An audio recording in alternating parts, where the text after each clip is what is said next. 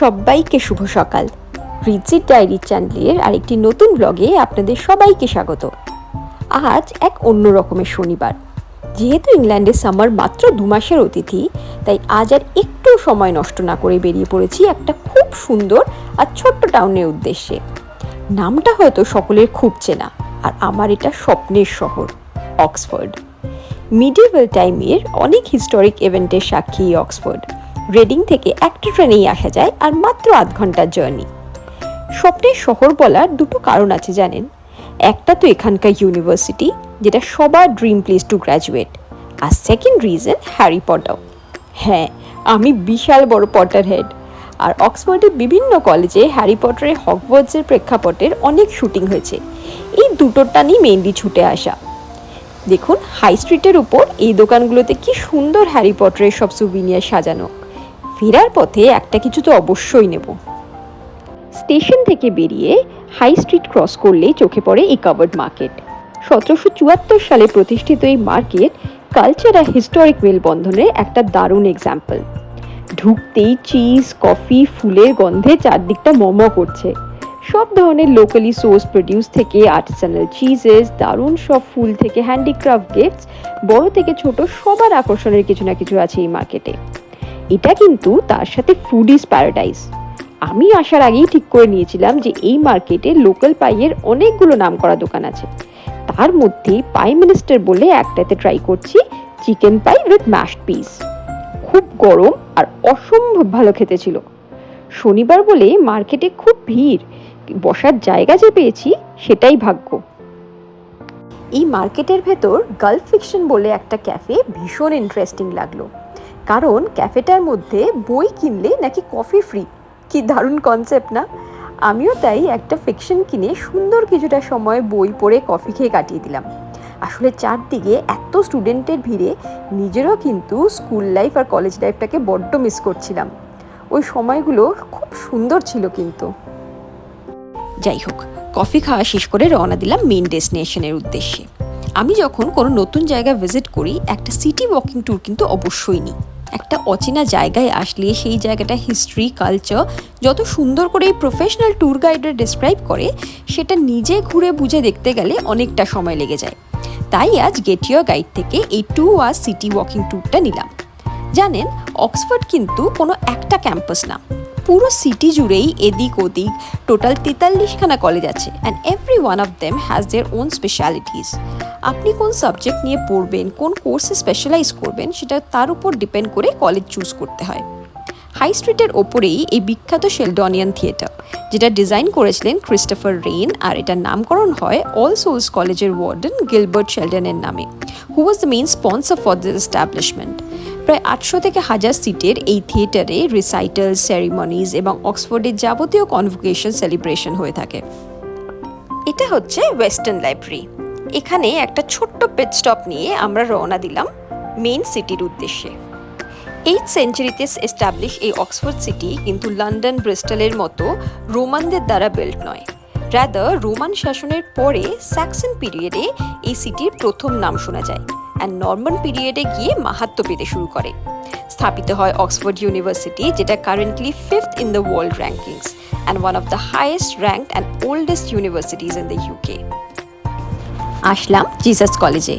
1571 সালে এই কলেজ স্থাপনা হয় কুইন এলিজাবেথ দ্য ফার্স্টের হাত ধরে, অ্যান্ড এখানকার অ্যালুমনিদের মধ্যে 2 time British PM Harold Wilson, Nobel laureate Peter র্যাডক্লিফের নাম বিশেষ উল্লেখযোগ্য। এখানকার অ্যাডমিশন প্রসেস খুব সুন্দরভাবে বোঝাচ্ছিল আমাদের গাইডটা। ও নিজে এখানকার স্টুডেন্ট, তাই এই ব্যাপারে হ্যান্ডস অন এক্সপিরিয়েন্স আছে। বলে যে অ্যাডমিশনের সময় নলেজ জাজ করা হয় না, কারণ তুমি তো শিখতেই যাচ্ছ। জাজ করা হয় অ্যানালিটিক্যাল ক্যাপাবিলিটি আর শেখার ইচ্ছে। তোমার নলেজ গেইন করার প্রতি কি পার্সপেক্টিভ আছে, সেটার উপর বেশি জোর দেওয়া হয়। জিসাস কলেজ থেকে বেরিয়ে এগিয়ে গেলাম র্যাডক্লিফ স্কোয়ারের দিকে, যেখানে র্যাডক্লিফ ক্যামেরা ছাড়াও আছে অক্সফোর্ডের টাফেস্ট কলেজ অল সোলস। এটাতে চাইলেই কিন্তু আপনি অ্যাডমিশন পাবেন না। In order to get in আপনাকে অক্সফোর্ডেরই পোস্ট গ্র্যাজুয়েট বা রিসার্চ ফেলো হতে হবে। তো আর তারপর পাশ করতে হবে hardest exam in the world. শোনা যায় কোনো বছর নাকি একজন স্টুডেন্টও অ্যাডমিশন পায় না এই কলেজে। এই হচ্ছে সেই ফেমাস র্যাডক্লিফ ক্যামেরা। ল্যাটিনে ক্যামেরা মানে রুম, তাই কারেন্টলি এটা বডলেন্ড লাইব্রেরি রিডিং রুম হিসেবে ব্যবহৃত হলেও আসলে কিন্তু এটা একটা লাইব্রেরি।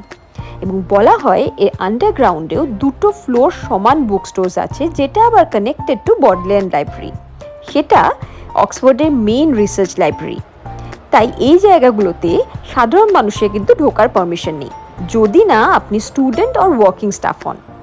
এই বডলেন্ড লাইব্রেরি ইউকের oldest and second largest after the British Library. বলা হয় পুরো ইউকেতে যত ডকুমেন্ট প্রিন্ট হয় তার একটা করে কপি এই বডলেন্ড লাইব্রেরিতে থাকা আবশ্যক as per law. Currently it is home of 13 million printed items. এই লাইব্রেরির সাথেই অ্যাটাচড হলো বিখ্যাত ডিভিনিটি স্কুল। আগে এক সময় এই বিশাল হল লেকচারিংয়ের পারপাসে ইউজ হলেও এখন এটা ভিজিটারদের জন্যই রাখা as an exceptional example of medieval architecture. এই বিল্ডিংয়ের সিলিংটা কি অদ্ভুত সুন্দর দেখুন। এই স্টার প্যাটার্নের ডিজাইনটাকে বলে লিয়েন ভল্ট, যেটা গথিক আর্কিটেকচারে অনুপ্রাণিত। আপনারা যদি কোনো ট্যুরের সাথে না এসে নিজেরা আসেন তবে কিন্তু এই স্কুলে ঢোকার জন্য 2.5 পাউন্ড ফি দিতে হয়, but it's completely worth it. আর আমার মতো হ্যারি পটারের ফ্যান যারা আছেন তারা নিশ্চয়ই এই জায়গাটাকে একেবারেই চিনতে পেরেছেন। ফিলোসফার স্টোন মুভিটার শেষের দিকে যে ইনফার্মারি সিন আছে, এই হলেই সেটার শুটিং হয়। Good afternoon, Harry. Tokens from your admirers? Admirers? এছাড়া গবলেট অফ ফায়ার মুভিটাতে ওই ডান্সিং প্র্যাকটিসের সিনটার কথা মনে আছে? In the great hall for a night of well-mannered frivolity. The house. জায়গাটা এত সুন্দর, একদম যেতে ইচ্ছা করছিল না, কিন্তু কি করা যাবে, ট্যুর অলমোস্ট শেষের দিকে। আর এই ব্রিজ অফ সাইজের নিচে আমাদের ট্যুর গাইড বিদায় জানালো, আর আমি এক ঝলক ট্রিনিটি কলেজ দেখে রওনা দিলাম পেট পুজো করতে। এই রেস্টুরেন্টটা অনেক দিন ধরে বাকেট লিস্টে ছিল, আজ শখ পূরণ করলাম। নাম 6 বাই নিকো। 6 জন মিলে এই রেস্টুরেন্ট স্টার্ট হয়েছিল, আর এভরি 6 উইকস তাই তারা নিজেদের মেনুও চেঞ্জ করতে থাকে। অক্সফোর্ডে একদম নতুন একটা ব্রাঞ্চ খুলেছে, তাই British cuisine fish and chips দিয়ে স্টার্ট। তার রেফারেন্সেই এদের মেনু চিপি। ফিশ, সসেজ, মিট কোনো কিছুই বাদ ছিল না জানেন। এটা একটা ফাইন ডাইনিং রেস্টুরেন্ট তো, তাই পার হেড প্রাইসটা একটু বেশি, 60 পাউন্ড পার পারসন। বাট এত সুন্দর খাবারগুলো খেতে ছিল, আমার তো মনে হয় ইটস ওয়ার্থ ইট।